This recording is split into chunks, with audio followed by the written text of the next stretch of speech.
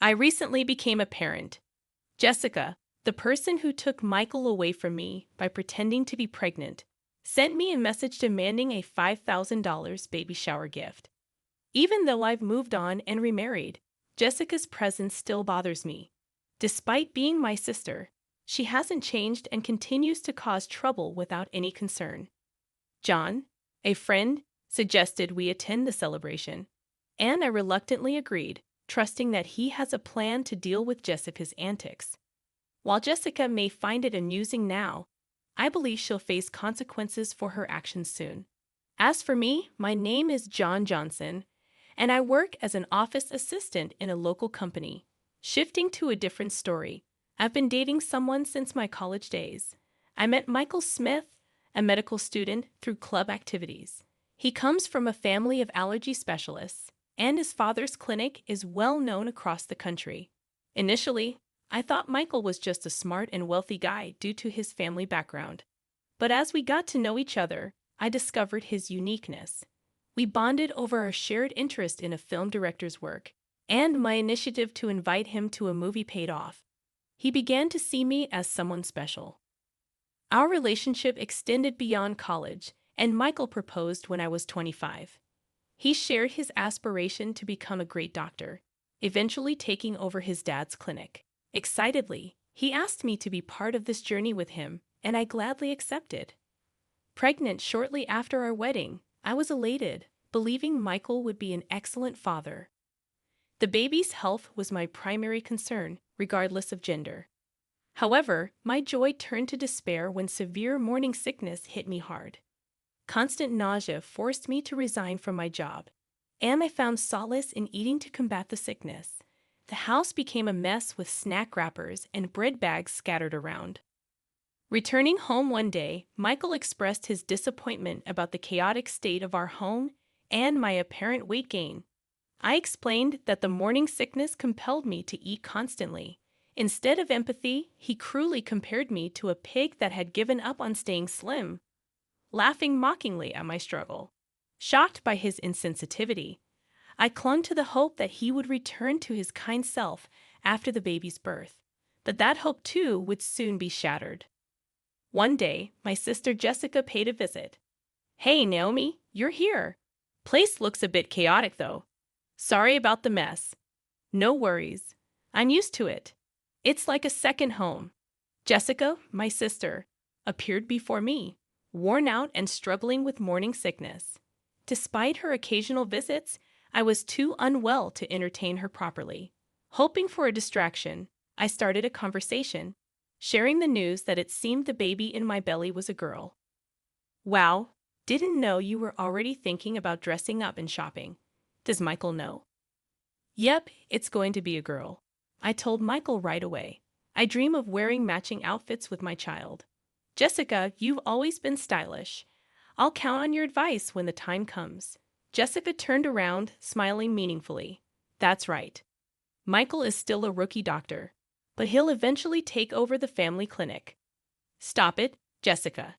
That's too harsh. You really have a sharp tongue." Jessica is sarcastic and sometimes hits hard with her words. As her younger sister, I've grown used to it, but it can be tough when I'm unwell. Jessica quickly switched back to her usual smile. "Sorry, slipped into my usual mode. So, Naomi, anything bothering you lately?" "Well, Michael's been coming home late. As a doctor, it's unavoidable. But he's at the hospital all the time, even on weekends. We hardly have time to talk these days." "I see. Not surprising for someone claiming to be a doctor's wife like you." Jessica's icy smile sent a chill down my spine. "Well, I came to talk to you today." As she spoke, Jessica glanced toward the living room door, and entering from there was Michael. "Michael, did you finish work early at the hospital today? We need to talk. Let's get a divorce." "What kind of joke is this? What do you mean?" As soon as I returned home, Michael's words confused me. I knew he wasn't the type to make a terrible joke, especially given our long relationship since college and the fact that I was carrying his child. "Look, your beloved husband is saying this. You should listen to his request and let go quickly." Jessica's shocking statement left me in disbelief. Michael awkwardly looked at me. I can't see you as a woman anymore after you kept eating and gaining weight. But this is morning sickness. I feel sick if I don't eat. Jessica triumphantly stared at me. That's the way it is. And the baby in your belly, being a girl, won't be the heir to the Smith Clinic. But I carried Michael's child in my belly, a suitable heir. I felt a sinking feeling as Jessica lovingly stroked her belly. I'm 3 months pregnant, and it's a boy, according to the tests. You can't be serious. I just had a baby. What are you doing while I'm going through all this pain? Your excuses, quitting your job, and just eating all the time are unacceptable. I'm tired of watching you lying around, constantly eating snacks. I take care of myself, so I don't have morning sickness, even when pregnant. I won't lose my self-control and eat like a pig, unlike you. I was at a loss for words, seeing Jessica's smug face, and Michael looking down at the floor, guilt-ridden. While I didn't know about Jessica being pregnant with a boy, as an heir, I wanted a son. I value a beautiful wife like Jessica over someone who indiscriminately gains weight. Isn't that just a desire for an heir, while a beautiful wife is your own selfish preference? I'll pay alimony, so let's part without any fuss. Witnessing Michael's apology, I realized that our relationship could never return to its former state. Following the divorce, I became a single mother and gave birth to our daughter. Unfortunately, Michael's promise of alimony turned out to be mere words with no actual financial support. After childbirth, I had to work to make ends meet since I had no one to rely on. Unsure of my options, I took a job at a nearby department store that was hiring. Life took an unexpected turn, and my hard work and character caught the attention of John Johnson, a highly regarded manager in the external sales department. Tough day. You're always working hard. Thanks. I'm about to finish up soon. Are you done for the day, John? Yeah. Oh, there's this great Italian place nearby. I want you to try, Naomi. And it's a little gift for your daughter. Through casual conversations, our connection grew, leading to dating and eventually our remarriage. Naomi, I might be a guy 20 years older than you, but I sincerely want to make you and your daughter happy. Will you marry me? Are you sure about me? I'd be delighted. Life after remarriage was truly blissful, a kind husband, and my daughter and I enjoyed a peaceful life. However, I failed to notice the ominous footsteps approaching our tranquil days. One day, while Jan was at work and I had some time off, an email arrived. It was from Jessica, and the content was shocking. A baby is born. I'm expecting a $5,000 baby shower gift. A gasp escaped me as I read that abrupt email. Memories flooded back from 5 years ago when Jessica had an affair with Michael and took him away. Now asking for a $5,000 baby shower gift, seemed excessive. I couldn't forget that day, the expressions on Jessica and Michael's faces, their disregard for my suffering from morning sickness, was unforgivable. Uncertain about how to respond to Jessica's email, John returned from work, sensing something was amiss. Concerned, he asked, "What's wrong, Naomi? You look pale." "Oh, John, it's a message from my sister. She had a baby. The sister who married your ex-husband, Michael." "Yeah, I don't want to see her face or hear from her. Plus, she's asking for a $5,000 baby shower gift." As John listened and glanced at my phone, he suddenly said, "Wait. This Jessica Smith name, you know her? I didn't mention her when we got married because I didn't want to remember." "Yeah, I've never been introduced to her by you, but I wonder." John, contemplating while looking at the email, seemed to recall something. "We didn't properly greet her during our wedding, so let's visit her now. Also, I just remembered something I needed to do back at the department store." He quickly prepared to leave. "Going back to the department store now. Sorry, there's something I need to do." A few hours later, John returned with a thick file. "Is it okay if we visit your sister, Jessica, 2 weeks from now on Sunday? We both had the day off, and I'd like her to meet my parents and cousins too." "Your parents and cousins too?" "Jessica loves being the center of attention, so she'll probably be fine. But why? I've heard your ex-husband, Michael, is famous for allergy treatment. My family has a history of allergies. Thought we might get some good advice. I remembered hearing from friends that Michael had taken over his father's allergy clinic. Michael's dad was an authority on allergy treatment, and Michael became an allergist too. A friend told me. Okay, I'll contact Jessica. Jessica quickly agreed when I contacted her. I want to see the baby and will bring a gift. Can I bring some relatives too? They really want to meet you. Of course, the more guests, the more gifts. Looking forward to seeing you in 2 weeks on Sunday. 2 weeks later, on Sunday, I visited Jessica's house with John, his parents, and relatives, including his cousins, in a quiet residential area. Her stylish house stood next to the clinic, its white walls gleaming. John's parents and relatives were surprised by its luxurious design, excited to meet the renowned allergist. Welcome. I've been waiting for you. Long time no see, Jessica. You look happy. Of course, I was worried about my first child's birth, but it all worked out in the end. I felt something off in Jessica's words. First childbirth? Didn't you say you were pregnant with a boy before? Oh, did I not tell you? I miscarried that time, so this is my first. John, standing beside me, nodded meaningfully. Seeing John's face, Jessica started to tremble. Oh, hello. Nice to meet you. Hello, you must be Naomi's sister. I've heard a bit about the miscarriage. Yes, but I don't want to remember the miscarriage. Jessica turned her face away in a huff and started to walk off. Sorry about that. Oh, there's something I wanted to give you, Jessica. What? Something for me? Jan handed her an envelope. It's pastel-colored, and the word congratulations written on it, thick enough to be noticeable even from the side. Here you go. I wanted to give this to Jessica personally. Got it right? Just what I've been waiting for.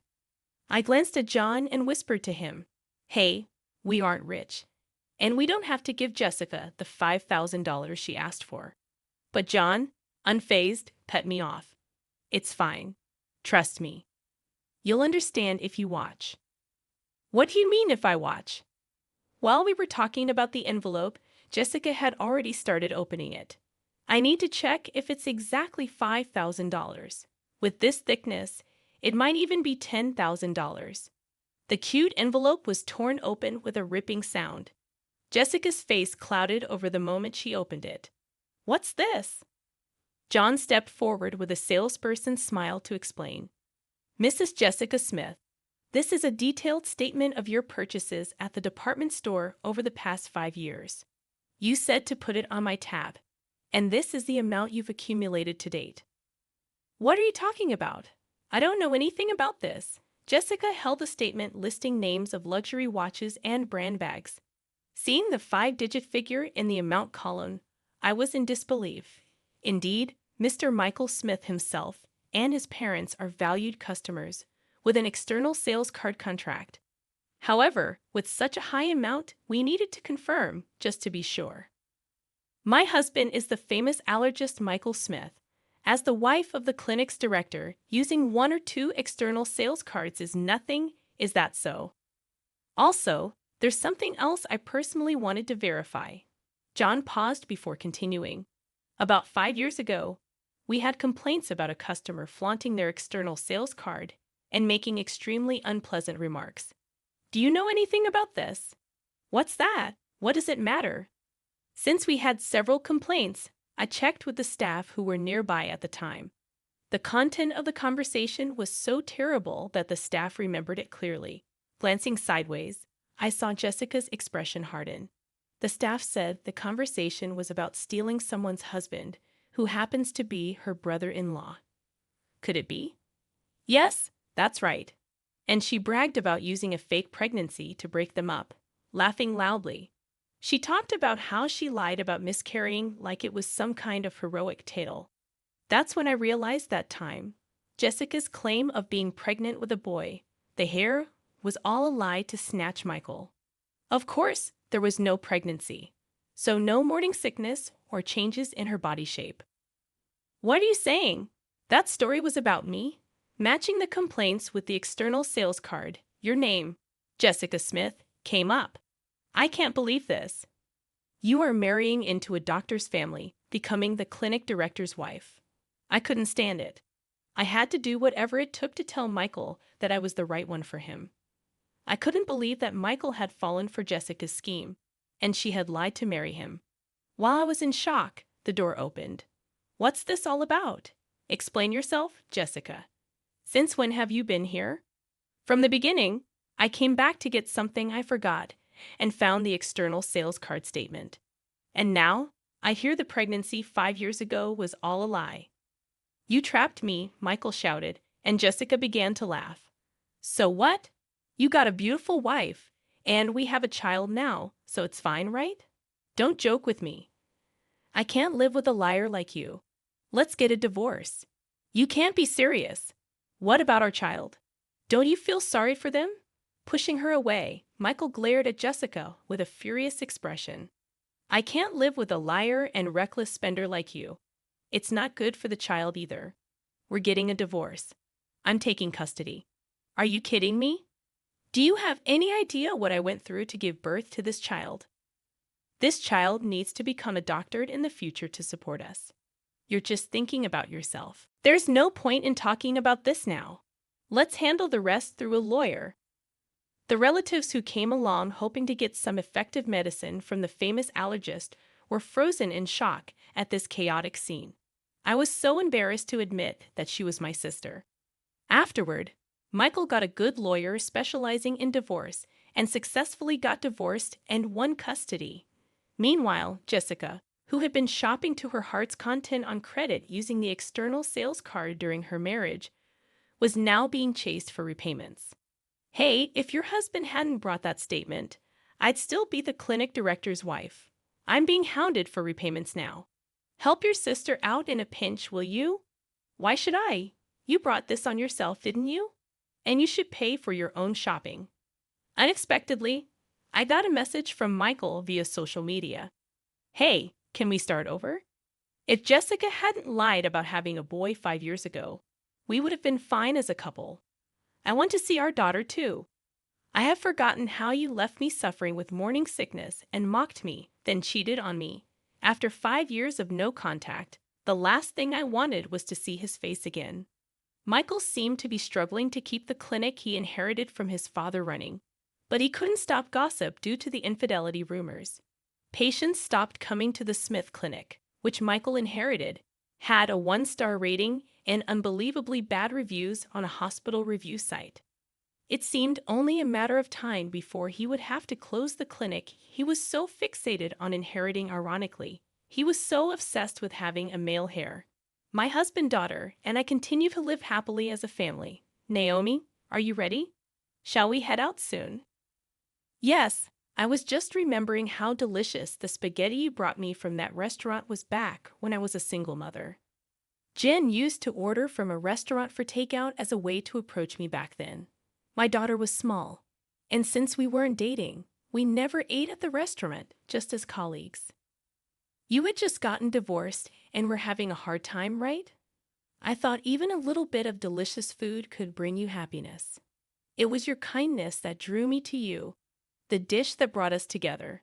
Back then, it was just my daughter and me eating takeout, but now it's different. I'm happy that we can eat together as a family. Who would have thought that a day like this, going out with you and our daughter, would come?